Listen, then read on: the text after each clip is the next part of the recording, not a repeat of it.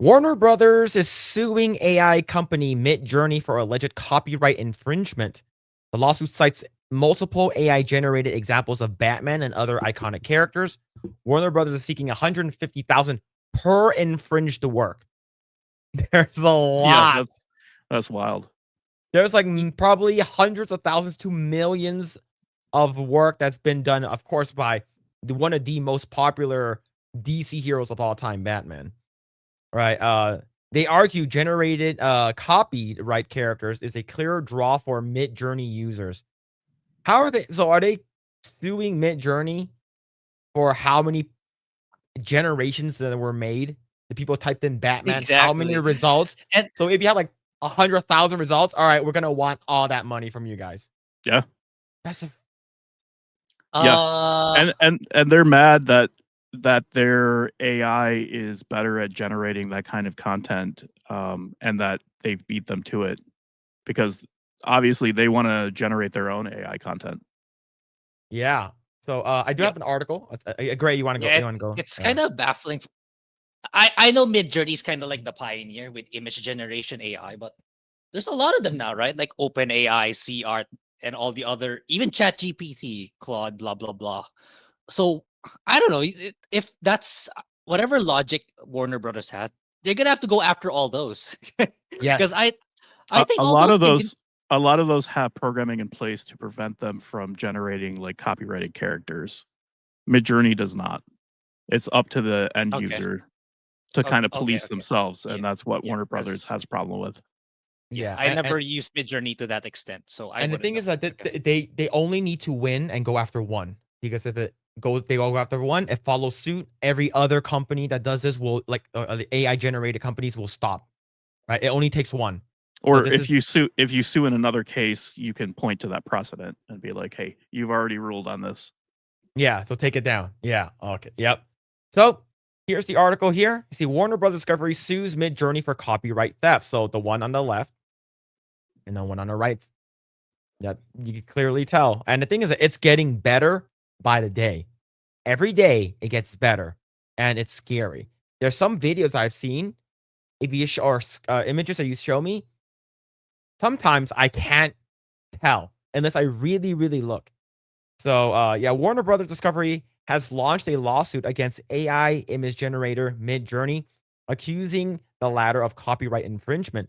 In the lawsuit, Warner Brothers Discovery says Midjourney allows the subscribers to pick iconic copyrighted characters, which are then used for infringing images and videos and unauthorized derivatives, with every imaginable scene featuring those characters. The lawsuits are similar to the one launched by Disney along with NBC Universal earlier this summer, which also revolved around Midjourney's ability to reproduce copyrighted characters. Warner Brothers Discovery included a number of examples in the lawsuit, how Midjourney recreates some of the beloved characters, including Batman, Bugs Bunny, Joker, Rick and Morty, Scooby Doo, and just to name a few. So that's pretty good. Like, it's pretty damn good, right? yeah, Like, it's not like one to one, but it's pretty good. Same the Tom and Jerry one, you can see like some of the hands are sort of off, but it's just gonna get better and better and better. The more you generate these characters, the better it gets. So yeah, that's a scary thing. It's the learning. That is yeah, crazy. But yes, I see the heart of what we do is develop stories, characters to entertain our audiences, bringing to life the vision and passion of our creative partners. Midjourney is blatantly and purposefully infringing copyrighted works, and we filed the suit to protect our content, our partners, and our investments. While Disney says it's pleased that Warner Brother Discovery has joined against the fight against Midjourney's blatant copyright infringement, NBC Universal tells the Hollywood Reporter creative artists are the backbone of our industry, and we are committed to protecting their work and our intellectual property. I think right now what they're doing, so this is the Rick and Morty one. The Rick and Morty one's actually really good. It's just gonna get better and better and better, and then eventually AI is gonna take over everything. And the reason why these companies aren't using AI right now is because of it's unethical.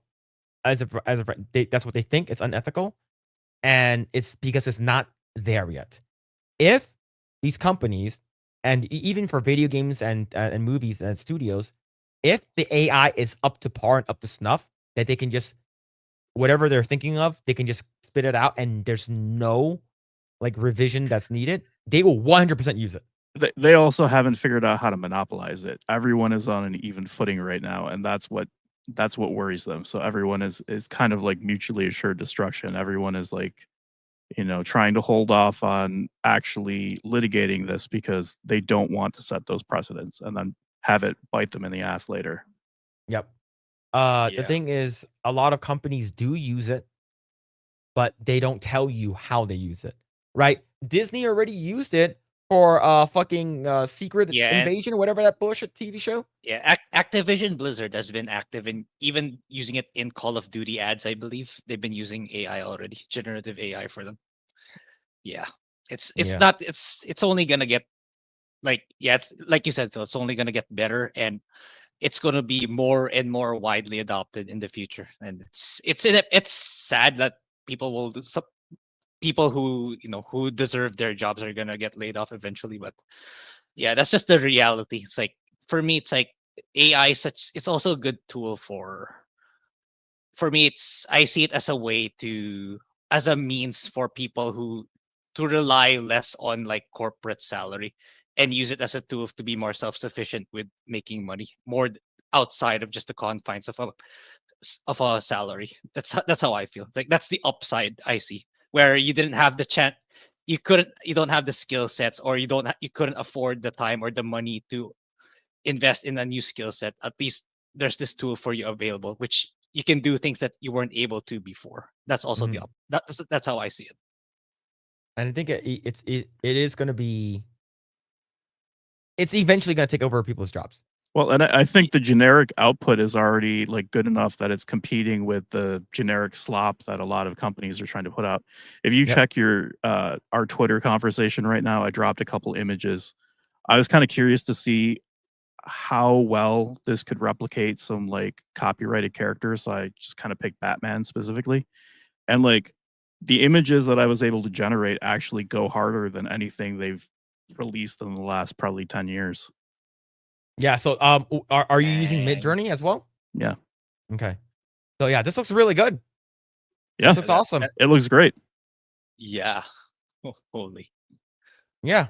And the fact that you can take those and you can also generate video with that stuff, that's a big threat to the Yeah. industry.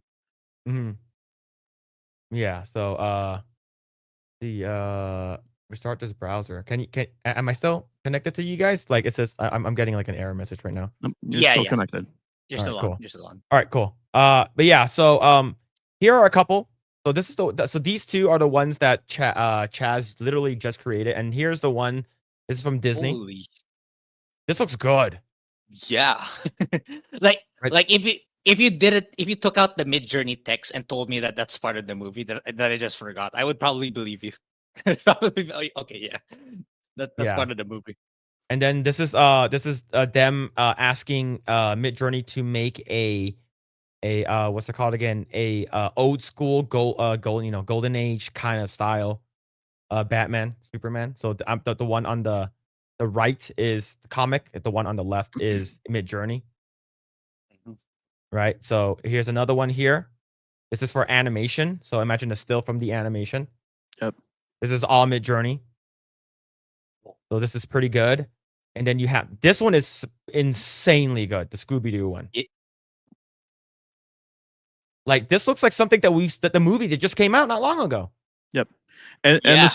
the studios want to use this technology. They want to argue that the individual artists don't have a right to their intellectual property as the people that design this stuff. But if they argue that, the same argument could be made that the production company does not have ownership over those AI generated images either. And that's the rub. They're trying to figure out how they can exploit the system without having those same rules apply to them. Yeah. So here's one. The Batman and Joker. These are pretty cool. This one, I think this one is insane. Generate me a sketch of Bugs Bunny. Like, it actually looks like pencil sketches. Like, this is insane. Like, it's just like I said, it's gonna get better and better. So these are all the examples that they provided in the lawsuit that they're trying to sue Midjourney, and this is the Dark Knight. This is really close to the original it thing. becomes a question of like, how do you use this technology ethically? And that's something that we've talked about at Epic First, right? So Mhm. like, obviously, just generating this stuff flat out is unethical because you're replacing somebody. But if I draw some sketches and make some like concept art, and then I put that in to the AI as input and Mhm. tell it to kind of generate some stuff that's very similar for that iterative process of like trying different designs, um, you know, there's human input there. So Yeah. that's theoretically more ethical because you're not exploiting anyone. You're using your own artwork and creativity as the input. Yeah. Yeah. So Yeah, I think it's somewhere it's somewhere there in the middle. Like, where do we draw the line on it?